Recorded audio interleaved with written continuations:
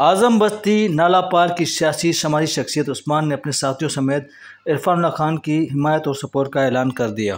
इरफानुल्लाह खान मरवत ने उस्मान ग्रुप की हिमायत पर उनका शुक्रिया अदा किया और उन्हें वेलकम किया। इस मौके पर फ़खरी डार, इमरान मरवत, शेरू खान, सईद बलोच, साजिद, आलमगीर खान व दीगर भी बड़ी तादाद में मौजूद थे। इरफानुल्लाह खान मरवत ने कहा कि आने वाले इलेक्शन में भरपूर हिस्सा लेंगे और आज़म बस्ती, अख्तर कॉलोनी, कश्मीर कॉलोनी, मंजूर कॉलोनी, महमूदाबाद, चनसगोड के अवाम के बुनियादी मसाइल हल करेंगे। उन्होंने कहा कि लोग मुझसे खुद फ़ोन करके रब्ता कर रहे हैं। हल्का 105 के बुनियादी मसाइल पानी, गैस, बिजली है। मैं इन पर काम कर रहा हूँ और बहुत जल्द अवाम को खुशखबरी दूंगा।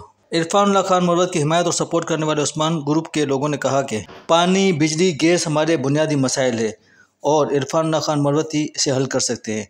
इसलिए हमने इरफानुल्लाह खान मरवत की हिमायत का ऐलान किया है।